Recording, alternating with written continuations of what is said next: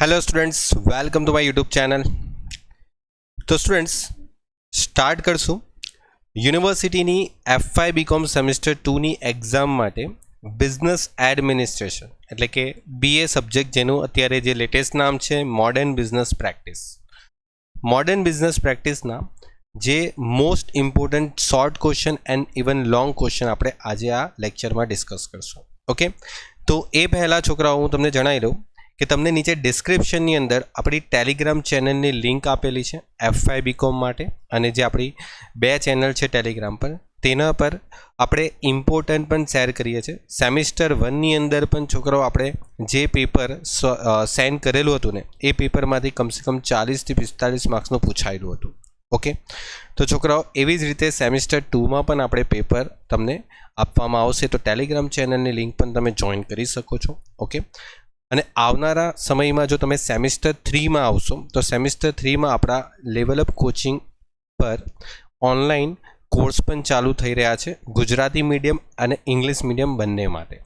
Okay, અને એ જે course છે એ છોકરાઓ iOS માં પણ તમને મળી જશે અને તમને લેપટોપની અંદર પણ જોવું હોય તો તમે છોકરાઓ લેપટોપમાં પણ જોઈ શકો છો। તો એના માટે છોકરાઓ તમે જે નીચે નંબર આપેલો છે મોબાઈલ નંબર એના પર તમે વોટ્સઅપ કરીને માહિતી મેળવી શકો છો। ઓકે, ત્યાર પછી છોકરાઓ આપણે આગળ વધીએ તો BA ના ઇમ્પોર્ટન્ટનું ડિસ્કશન કરશું। તો છોકરાઓ BA ના ઇમ્પોર્ટન્ટની અંદર સૌથી પહેલાં આપણે શોર્ટ ક્વેશ્ચન। ઓકે, તો છોકરાઓ એક વસ્તુ ધ્યાન રાખજો, જેટલા પણ આપણે અહીંયા તમને ક્વેશ્ચન ડિસ્કસ કરવામાં આવે છે એ એવા ક્વેશ્ચન છે કે જે વારે વારે પૂછાવાની શક્યતા વધી શકે છે। આ સિવાય પણ જો કોઈ એવા ક્વેશ્ચન છે જે રહી જાય બરાબર, તો એની તમારે એટલીસ્ટ એક વખત તો તૈયારી કરી લેવી। બટ જે હું ક્વેશ્ચન આપી રહ્યો છું એ તમારે એકદમ ડિટેલમાં સારી રીતે તૈયાર કરી લેવા। ઓકે, સૌથી પહેલાં તો અભિપ્રેરણાની વ્યાખ્યા એટલે કે definition of motivation. Okay, English Gujarati બંનેમાં આપણે આપીએ છીએ। હવે તો છોકરાઓ ધ્યાન રાખજો ને આપણા નેક્સ્ટ સેમિસ્ટરથી ઇંગ્લિશ અને ગુજરાતી મીડિયમ બંનેના કોર્સીસ એકદમ સારી રીતે સ્ટાર્ટ થઈ રહ્યા છે। ઓકે, જેમાં એકદમ ડિટેલમાં છોકરાઓ આપણે કરાવી રહ્યા છે બધા સબ્જેક્ટને। ઓકે, કોન્સેપ્ટ 100% ક્લિયરિટી તમને મળશે। તો છોકરાઓ પહેલો શોર્ટ ક્વેશ્ચન, ત્યાર પછી બીજો શોર્ટ ક્વેશ્ચન છે ધંધા કે માહિતી સંચારનો અર્થ સ્પષ્ટ કરો અને what is the business communication. Okay, ત્યાર પછી જે અંકુશ એટલે શું અને વોટ ઇઝ કંટ્રોલ। છોકરા એટલું યાદ રાખજો કે તમારે દરેક ચેપ્ટરની અંદર કંઈક ને કંઈક વ્યાખ્યા તો આવે જ છે, તો એ વ્યાખ્યા તમારે સૌથી પહેલાં કરી લેવાની। કારણ કે તમને ખબર જ છે કે તમારું જે પેપર સ્ટાઇલ છે એમાં સ્ટાર્ટિંગમાં તમને 7 ક્વેશ્ચન પૂછવામાં આવશે। ક્વેશ્ચન નંબર 1 છે જે તમારા શોર્ટ ક્વેશ્ચન છે। ઓકે, શોર્ટ ક્વેશ્ચન જે તમારા પૂછશે એ શોર્ટ ક્વેશ્ચનમાં તમને ટોટલ 7 ક્વેશ્ચન આપવામાં આવશે, એમાંથી તમારે કોઈ પણ 5 લખવાના છે। ઓકે, તમને એક મોડલ પેપર પણ તમને મળી જશે છોકરાઓ, ટેલિગ્રામ ચેનલ પર આપણે સેન્ડ કરી દઈશું અત્યારે, તો ધ્યાન રાખો। પણ એ પહેલાં તમારે આટલા ક્વેશ્ચન એકદમ સારી રીતે તૈયાર કરી લેવાના। ઓકે, તો શોર્ટ ક્વેશ્ચનમાં તમને ખબર જ છે કે 7માંથી 5 ક્વેશ્ચન લખવાના છે, દરેક ક્વેશ્ચન 2 માર્ક્સના આવશે। ત્યાર પછી અભિપ્રેરણા ઓજારોની માત્ર યાદી સમજાવો। છોકરા આ યાદી તમારે ખાલી આપવાની છે। ઓકે, એટલે તમારે લિસ્ટ આપવાનું છે, list tools of motivation. Okay, ચાલો ત્યાર પછી જે માહિતી સંચાર એટલે શું અને વોટ ઇઝ અ કોમ્યુનિકેશન। ધ્યાન રાખજો છોકરાઓ, ઘણી વખત છોકરાઓ અહીંયા મિસ્ટેક કરે છે। અહીંયા vote is a business communication એટલે ધંધાકીય માહિતી સંચારનો અર્થ છે ને અહીંયા માહિતી સંચાર એટલે શું ને વોટ ઇઝ કોમ્યુનિકેશન છે। ઓકે, થોડોક ફરક છે। ઓકે, ત્યાર પછી છોકરાઓ આગળ વધીએ તો પર્થ એટલે શું, પર્થનું પૂરું નામ। Okay, full name of Perth. Okay, તો છોકરાઓ ધ્યાન રાખજો આ વસ્તુ। પછી છે અચ્છા, પર્થની સાથે સાથે છે ને એક CPM કરીને પણ આવે છે, CPM। ઓકે, તો આ પણ તમે છોકરાઓ યાદ રાખી લેજો। મેં અહીંયા કવર નથી કર્યું પણ તમને અહીંયા જણાવી દઉં છું, પર્થ અને CPM એમ 2 વસ્તુ આવે છે, તમે બંનેને એક વખત વાંચી લેજો। પરિવર્તન સંચાલન એટલે શું અને vote is a change management. છોકરાઓ આ ન્યૂ ચેપ્ટર આવેલું છે, તો તમે ન્યૂ બુક્સ હશે તમે તો એમાંથી તમે વાંચજો। પ્રચલિત કોર્પોરેટ ઇવેન્ટના ઉદાહરણો જણાવો। ઓકે, એટલે example of popular corporate event. Okay, ત્યાર પછી છોકરાઓ મોસ્ટ ઇમ્પોર્ટન્ટ છે આ એક સવાલ જે કદાચ તમને શોર્ટ નોટમાં પણ આવી શકે, લોંગ ક્વેશ્ચનમાં પણ આપી શકે। લોંગ ક્વેશ્ચનની અંદર પણ તમને છોકરાઓ આ ટોપિક તમને જોવા મળશે। કટોકટીપૂર્ણ માર્ગ એટલે શું। ઓકે, શોર્ટ ક્વેશ્ચન માટે તો ઘણો ઇમ્પોર્ટન્ટ છે, પૂછાઈ શકે એની શક્યતા છે। What is a meaning of critical path. Okay, critical પાર્ટનો મતલબ શું? અસરકારક માહિતી સંચારને અવરોધતા પરિબળો દર્શાવો, જે factor of barrier to effective communication. અંકુશની રૂઢિગત પદ્ધતિઓ જણાવો, જેને ટ્રેડિશનલ મેથડ ઓફ કંટ્રોલ કહેવાશે. પરિવર્તન સંચાલન સમજાવો, explain the change management. And event સંચાલન એટલે શું, what is the meaning of the event management. Okay છોકરો, આટલા ક્વેશ્ચન જે મેં તમને આપ્યા છે એ શોર્ટ ક્વેશ્ચન તરીકે આપ્યા છે. આ સિવાય પણ જો તમારી કોલેજની અંદર તમને જે ઇન્ટરનલમાં કોઈ સવાલ એવા પૂછાયા હોય તો એની પણ પ્રિપેરેશન બહુ સારી રીતે કરી જવાની. બટ આટલા ક્વેશ્ચન તમને એટલા માટે હું આપી રહ્યો છું કે આ મોસ્ટ ઇમ્પોર્ટન્ટ ટોપિકો છે. આ ટોપિકમાંથી શોર્ટ ક્વેશ્ચન તો 100% આવવાની શક્યતા રહે છે, અથવા તો આ ટોપિકની ઉપર લોંગ ક્વેશ્ચનો પણ આવી શકે છે. ઓકે, ઘણી વખત એવું પણ જોવા મળે છે કે છોકરાઓ જેમ કે આ માહિતી સંચારને અવરોધતા પરિબળો, જેમ કે ફોર એક્ઝામ્પલ બતાવો તો આ એક છે, તમને શોર્ટ ક્વેશ્ચનમાં આપ્યો. હોઈ શકે આ જ સવાલ તમને લોંગ ક્વેશ્ચનમાં 7 માર્ક્સમાં પણ પૂછવામાં આવે. ઓકે, ઘણી વખત શોર્ટ ક્વેશ્ચન લોંગ ક્વેશ્ચનમાં પણ પૂછી લેવામાં આવે. શોર્ટમાં તમને ખાલી પરિબળો લખવાના આવશે અને લોંગ ક્વેશ્ચનમાં એ પરિબળો તમારે સમજાવવાના પણ આવશે. ઓકે, એ રીતે આવશે. ચલો આગળ વધીએ.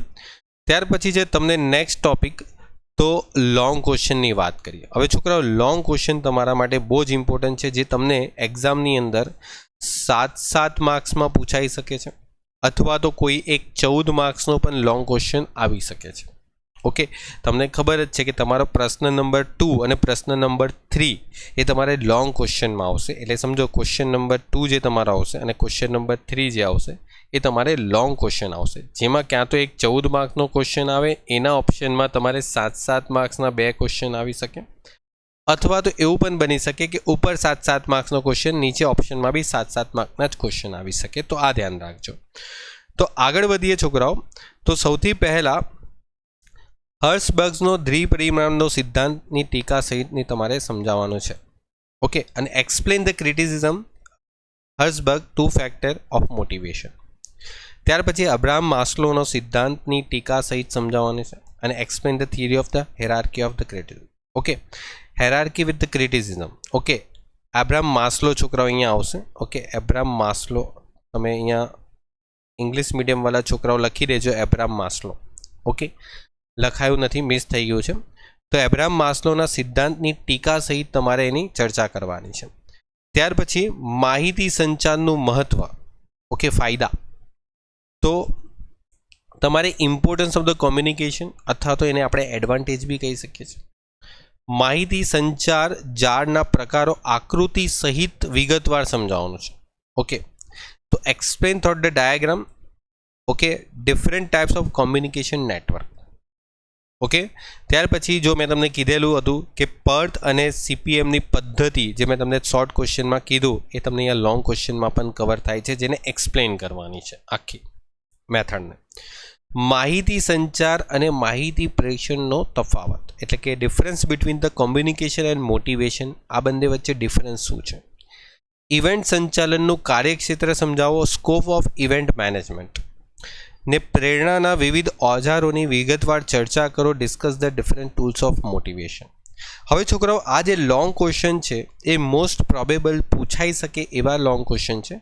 આ સિવાય તમને જો કોઈ એવા લોંગ ક્વેશ્ચન લાગે કે તમારી પાસે તમને ઇન્ટરનલમાં પૂછાયા છે, તો એ તમારે ચોક્કસ તૈયારી કરવા જોઈએ. છોકરાઓ, ઇમ્પોર્ટન્સ તમને ખાલી એટલા માટે આપવામાં આવે છે કે જો કોઈ છોકરાઓએ તૈયારી નહીં શરૂ કરી હોય તો લાસ્ટ મોમેન્ટ પર એટલીસ્ટ એને બહુ વધારે ટાઈમ નહીં જાય, તો એને કેટલી વસ્તુ પર ધ્યાન આપવી જોઈએ તેના માટે હોય છે. બાકી જે છોકરાઓ બહુ સારા માર્ક્સ લાવવા માંગે છે, જેમ કે 40+, તો એ છોકરાઓએ તો બધું જ વાંચવાનું હોય છે છોકરાઓ. ઓકે, ઇમ્પોર્ટન્સ ફક્ત તમારે કઈ કઈ બાબતોને પર ખાસ ધ્યાન આપવાનું છે એના માટે હોય છે. ઓકે, ચાલો. ત્યાર પછી છે શોર્ટ નોટ. હવે છોકરાઓ, શોર્ટ નોટની વાત કરીએ તો ઇવેન્ટ સંચાલનના ઘટકો મોસ્ટ ઇમ્પોર્ટન્ટ છે. Explain the component of the event management. Event સંચાલનનું મહત્વ સમજાવો, તો importance of event management. Okay, પરિવર્તન સંચાલનની પ્રક્રિયા, તો પ્રોસેસ ઓફ ચેન્જ મેનેજમેન્ટ. છોકરાઓ, આ એક મોસ્ટ ઇમ્પોર્ટન્ટ સવાલ છે, લગભગ આવશે એક્ઝામની અંદર. ઓકે, નવું ચેપ્ટર છે એટલે તમને કહું છું, જે ન્યૂ ચેપ્ટર છે એમાંથી તો ડેફિનેટલી છોકરાઓ એક ક્વેશ્ચન આ રીતના આવશે. અંકુશનું મહત્વ, ઇમ્પોર્ટન્સ ઓફ ધ કંટ્રોલ. ને અભિપ્રેરણાનું મહત્વ, મતલબ ટૂંક નોંધ લખો. અથવા તો ઇમ્પોર્ટન્સ ઓફ ધ મોટિવેશન.